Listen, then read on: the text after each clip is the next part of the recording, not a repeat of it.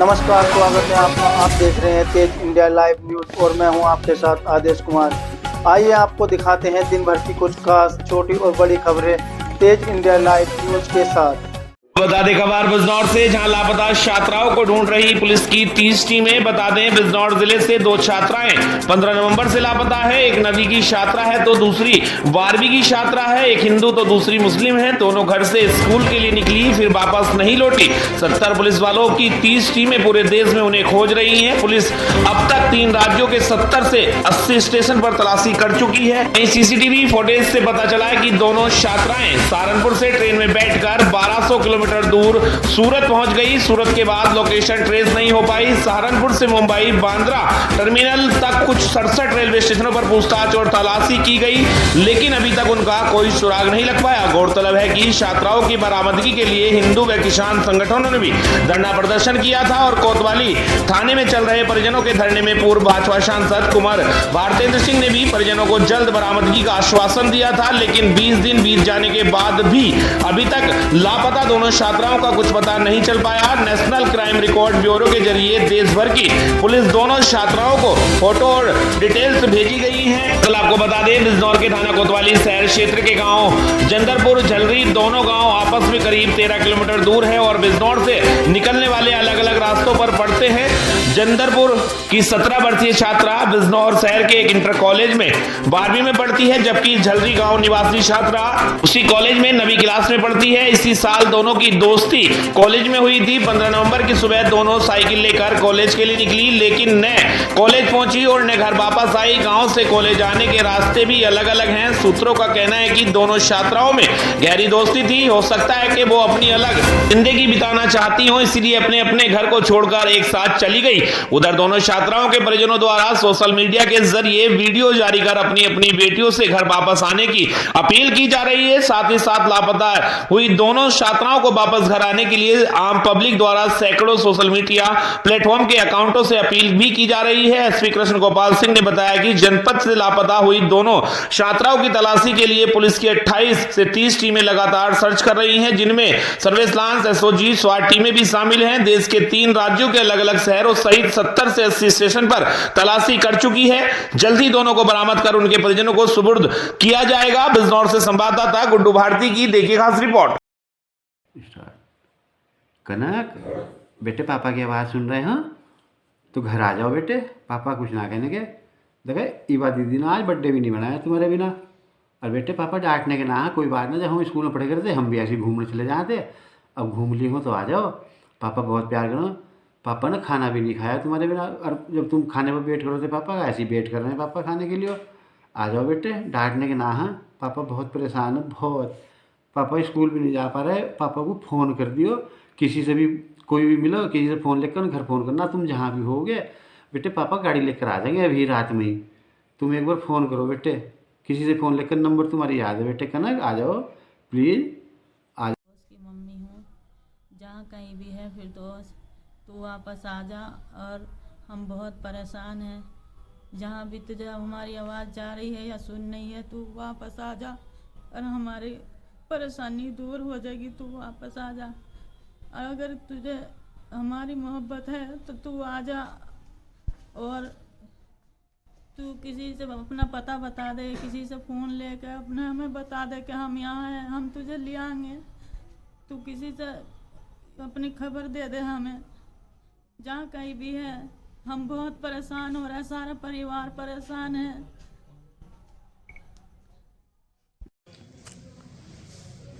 Sir 17 दिन पहले जो है 2 लड़कियां अपने घर से गई थी, उसमें क्या मामला है और क्या पुलिस द्वारा किया जा रहा है? देखिए, 15 नवंबर 2025 को थाना कोतवाली शहर क्षेत्र में स्थित 2 बच्चियों के गायब होने के संबंध में सूचना प्राप्त हुई थी। इस सूचना पर सुसंगत धाराओं में अभियोग पंजीकृत करते हुए उनके सकुशल बरामद कराने हेतु 28 से 30 पुलिस टीमें लगाई गई हैं। पुलिस टीम के द्वारा जहां भी संदिग्ध स्थान है सभी जगह चेकिंग की जा रही है और भी महत्वपूर्ण साक्ष्य संकलित किए जा रहे हैं। अब तक की जो कार्रवाई हमारी है उसमें ये तथ्य प्राप्त हुआ है कि दोनों बच्चियां जो है बाई ट्रेन जो है सूरत और मुंबई के लिए निकली थी।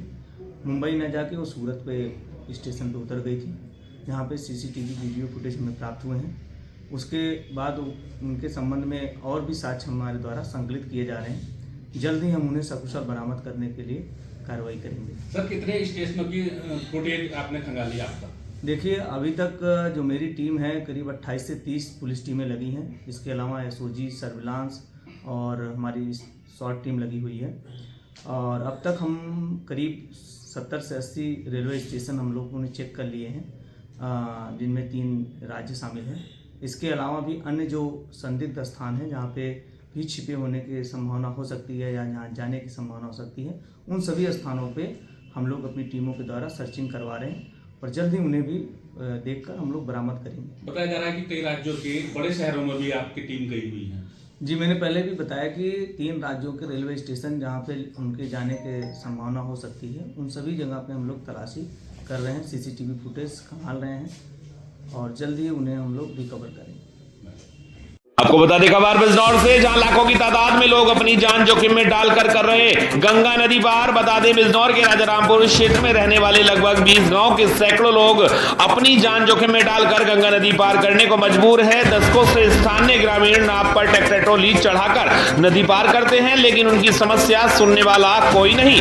नेता चुनाव में वादे करते हैं, लेकिन चुनाव खत्म होने के बाद यह क्षेत्र एक बार फिर बदहाली के अंधेरे में डूब जाता है। दरअसल आपको बता दें ये तस्वीरें हैं उत्तर प्रदेश के जनपद बिजनौर के गांव राजारामपुर क्षेत्र की, जहां विकास की तस्वीर अक्सर नेताओं के भाषणों में तो देखी जा सकती है, लेकिन जमीनी हकीकत इससे बिल्कुल उलट है। यहां लगभग 20 गांव के लोग हर दिन मौत को मात देते हुए गंगा नदी पार करते हैं। सुबह का समय हो या शाम का, किसान हो या महिलाएं, हर किसी की दिनचर्या इस खतरनाक सफर से शुरू होकर गुजरती है। बता दें गंगा का तेज बहाव, उफानती धारा और उसके ऊपर डगमगाती लकड़ी की नाव, इस नाव पर चढ़ाई जाती है ट्रैक्टर ट्रॉली और फिर शुरू होता है जोखिम से भरा सफर। खेतों में बुआई हो या कटाई, किसानों को इसी रास्ते से अपनी फसलें एक तरफ से दूसरी तरफ से ले जानी पड़ती हैं। रोजाना सैकड़ों किसान मजदूर इस खतरे को झेलते हैं, क्योंकि इनके पास कोई और दूसरा विकल्प नहीं है। बता दें ग्रामीण बताते हैं कि दशकों से पुल की मांग की जा रही है, लेकिन किसी ने इस समस्या को गंभीरता से नहीं लिया। चुनाव आते हैं तो नेता यहाँ मौजूद होते हैं, बड़ी बड़ी बातें करते हैं, गाँव के मंदिर में कस्में तक खाते हैं और पुल बनवाने का वादा करते हैं, मगर जीतने के बाद यह क्षेत्र फिर से अपनी किस्मत पर छोड़ दिया जाता है। सबसे दर्दनाक बात यह है कि बारिश के मौसम में खतरा कई गुना बढ़ जाता है। तेज बहाव में नाव पलटने का डर हमेशा बना रहता है। कई हादसे भी हो चुके हैं, लेकिन उसके बाद भी स्थानीय पुल नहीं बना। ग्रामीणों की मांग बेहद सीधी है कि स्थायी पुल बनाया जाए। किसान कहते हैं कि 2 जून की रोटी कमाने के लिए उन्हें रोजाना मौत का सामना करना पड़ता है और इस जोखिम का अंत केवल एक मजबूत पुल से ही संभव है। आशंका यह भी है कि अगर हालात ऐसे ही रहते हैं तो किसी बड़े हादसे से इंकार नहीं किया जा सकता। पहले भी यहाँ पर कई हादसे हुए हैं और नाव पलटी है। लोग लगातार मौत यहाँ पर होती रहती है। एक बार तो नाव पलटने से 10 लोगों की मौत हो गई थी। अब देखने वाली बात यह है कि क्या 20 गांव के लोगों की पुकार कोई सुनता है या फिर अलग चुनाव आने तक यह लोग इसी तरह अपनी जान हथेली पर रखकर सफर करते रहेंगे और हादसों का शिकार होते रहेंगे। चुनाव आने पर फिर किसी अगले नेता के आश्वासन का इंतजार करते रहेंगे। बिजनौर से संवाददाता गुड्डू भारती की देखिए खास रिपोर्ट। क्या नाम है आपका? निर्मल सिंह। निर्मल सिंह, किस तरह की दिक्कत है यहाँ? दिक्कत तो जी सारी है ही है। दिक्कत करना तो आई ना रहा, 20-20 कुंटल करना लेकर आ रहे खद्दर से। ठीक है जी, वो तो चलो अपनी सुविधा के लिए कर रखा, 500 दे लो या 200 दे लो, वो तो कोई बात नहीं है। तो उसमें तो अपना हिसाब रहा है। और रही दूसरी बात, हमने 10-15 फिर दियापन दिया बिजनौर और नुको बात पहुँचा देंगे। फैल चल रही, चल कुछ नहीं रहा।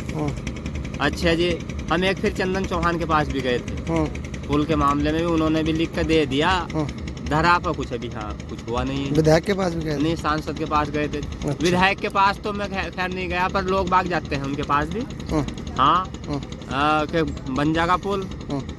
बस ये तो अधूरा पड़ा ही है। अब इसकी मांग जब लोग कब लोग करवाते हुए कब लोग नहीं जाते हैं लोग उनके पास। उनके पास नहीं गया, सुनवाई नहीं होती। हाँ, सुनवाई किसी तरह की। बिजनौर के कुछ किसान जान हथेली पर रख के गंगा पार के खेती करने जाते हैं। वो जो फसलें हैं वहाँ से बड़ी मुश्किल से वो दिक्कत नाव में भरकर लाते हैं। इस बारे में क्या कहना है?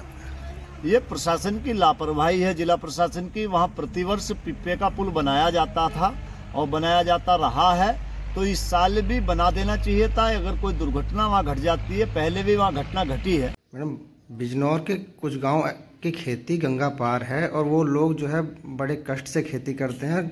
नदी पार करने के लिए 2 नाव जोड़ के गंगा से जो उस पार जाना पड़ता है। ट्रैक्टर ट्रॉली भी अपने जो कृषि यंत्र बोले जाते हैं और जो सामान है कृषि खेती बाड़ी का जो फसलें हैं वो भी उधर से लाते हैं, उन्हें काफ़ी दिक्कत होती है।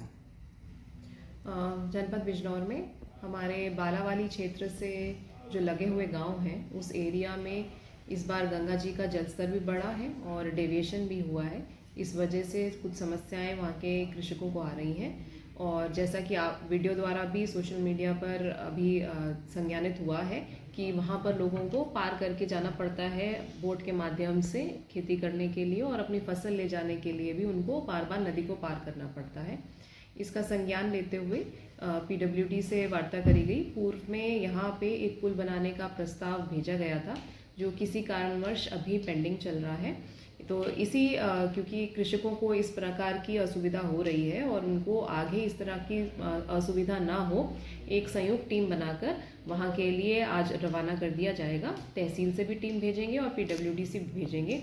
पुनः एक बार हम वहाँ निरीक्षण करके एक अच्छा प्रस्ताव बनाकर शासन पे बात करेंगे और वो प्रस्ताव को स्वीकृत कराने का प्रयास करेंगे। बता दें बड़ी खबर जनपद बिजनौर से, जहां ट्रक और स्कूटी की भिड़ंत में 2 छात्राओं की हुई मौके पर दर्दनाक मौत। परिजनों द्वारा लगाया गया 4 घंटे तक जाम, बाद में ड्राइवर पर कार्रवाई होने पर जाम को खोल दिया गया। बता दें बिजनौर के रायपुर सादात बोन की मिल से एक ट्रक गन्ना उतार कर तेज रफ्तार से नगीना की ओर जाते समय ओवरटेक करते हुए एक स्कूटी में टक्कर मार दी, जिसमें स्कूटी पर सवार 2 छात्राओं की मौके पर दर्दनाक मौत हो गई। परिजनों ने सबको घटनास्थल पर रखकर जाम लगा दिया और ट्रक ड्राइवर को बुलाने की मांग पर अड़े रहे। CO के आश्वासन पर ड्राइवर के खिलाफ कड़ी कार्रवाई करने पर 4 घंटे बाद जाम खोल दिया गया। शव को पोस्टमार्टम के लिए बिजनौर रेफर कर दिया गया है। शनिवार को नगीना बिजनौर रोड पर गांव बूंदकी में द्वारिकेश शुगर मिल बूंदकी में मिल से गन्ना उतार कर तेज रफ्तार से लाटपुर बाग के पास जैसे ही पहुंचा ट्रक HBS स्कूल की छात्रा दोनों सगी बहनें पायल कक्षा 7 उम्र 12 वर्ष, बंसिका कक्षा 6 उम्र 10 वर्ष पुत्री जानी निवासी गांव झिलमिल थाना नगीना देहात स्कूटी से अपने घर की ओर जा रही थी। ट्रक ड्राइवर ने ओवरटेक करते हुए स्कूटी में टक्कर मार दी, जिससे मौके पर ही दोनों छात्राओं की दर्दनाक मौत हो गई। मौत की सूचना पाकर परिजनों में कोहराम मच गया। परिजनों और गांव के लोगों ने घटनास्थल पर सबको रखकर जाम लगा दिया और ट्रक ड्राइवर को मौके पर बुलाने की जिद पर अड़े रहे। 4 घंटे बाद बामुश्किल CO अंजनी कुमार द्विवेदी और SHO नगीना देहात शैलेंद्र सिंह चौहान के आश्वासन पर ट्रक ड्राइवर के खिलाफ कड़ी कार्रवाई करने पर जाम खोल दिया गया। शव को पुलिस ने पोस्टमार्टम के लिए जिला अस्पताल बिजनौर भेज दिया है। थाना अध्यक्ष शैलेंद्र सिंह चौहान ने बताया कि पिता की तहरीर पर संदिग्ध धाराओं में मुकदमा दर्ज कर की कार्रवाई शुरू कर दी गई है। बिजनौर के रायपुर सादात से संवाददाता राकेश कुमार की देखिए खास रिपोर्ट। उनकी रोड पर क्या घटना हुई है? जी ये MS एजुकेशन के 2 बच्चे जो कि लड़कियां थी झिलमिले से थी। क्या नाम था इनका? नाम का तो अभी पता नहीं चल पाया।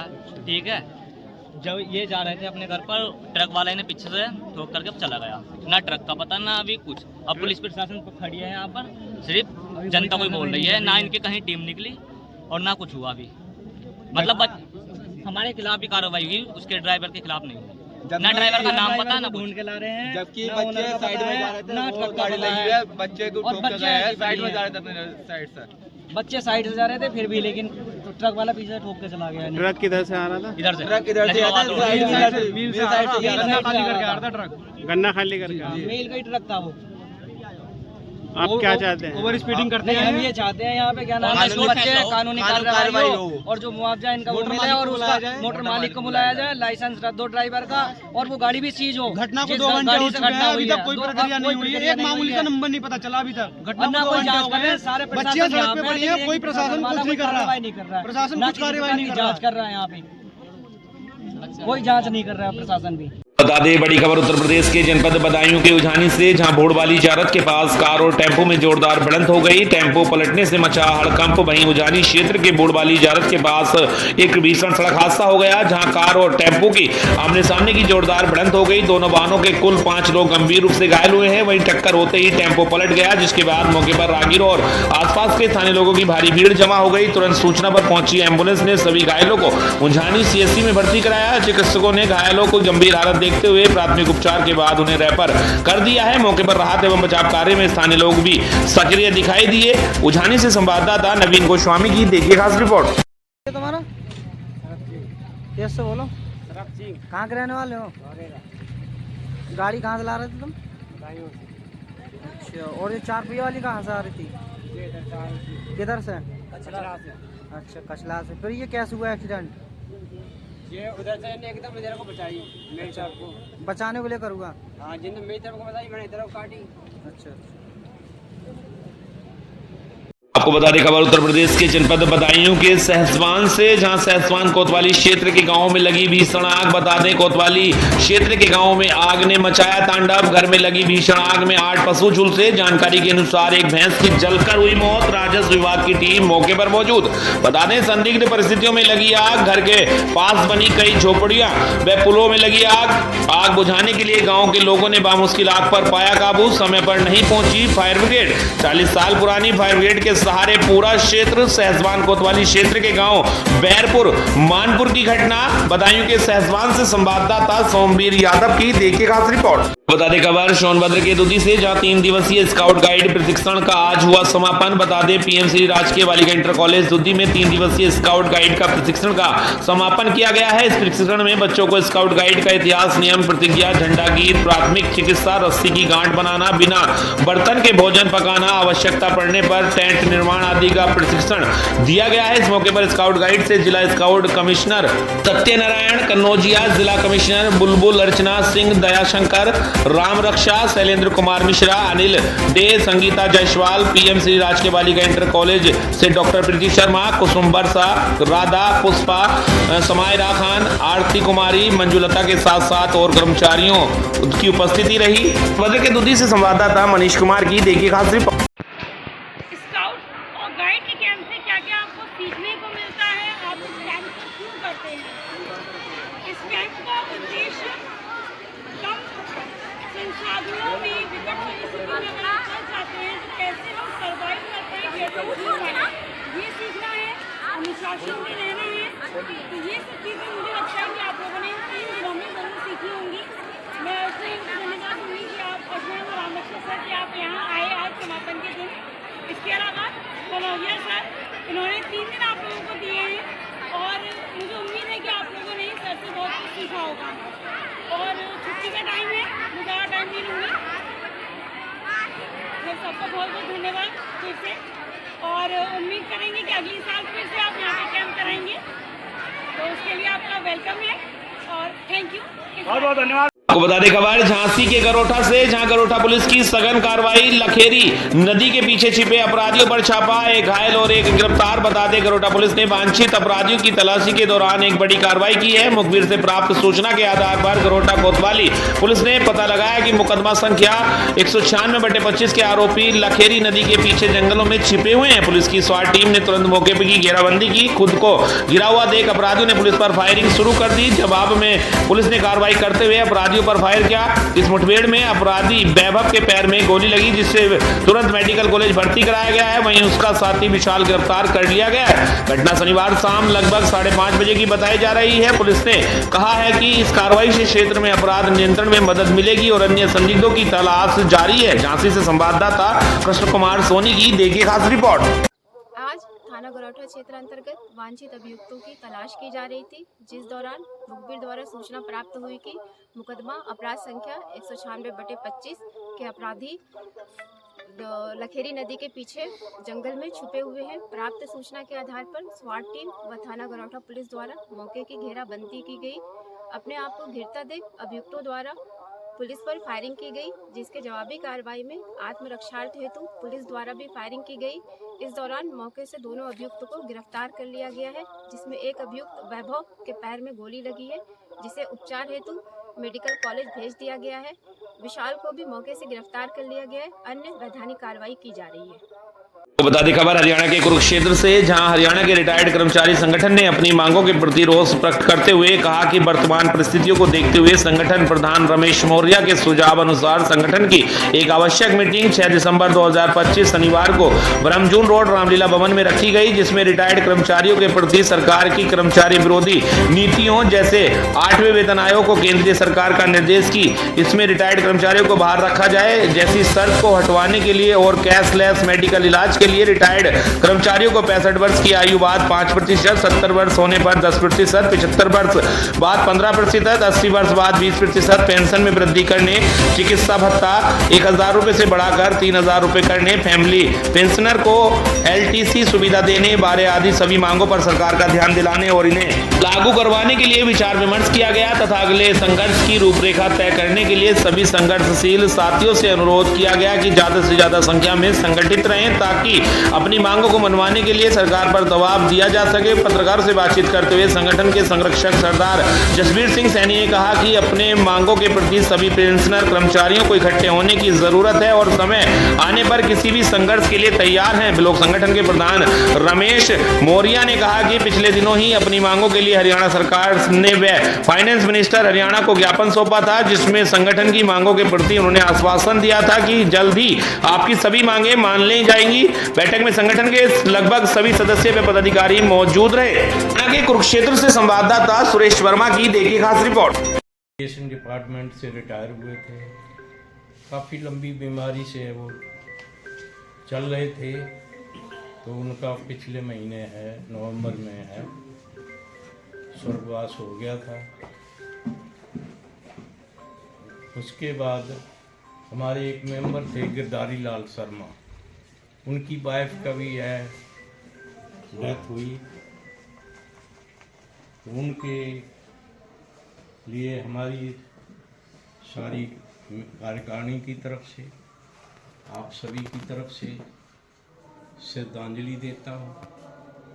परमात्मा उनकी आत्मा को शांति मिले और परमात्मा उनको चढ़ने स्थान दे। अभी यह 3 तारीख को हमारे स्टेट महासचिव प्रवक्ता भी थे वो यूनियन के श्री कुलभूषण शर्मा जी, उनकी डेथ हुई है। उनकी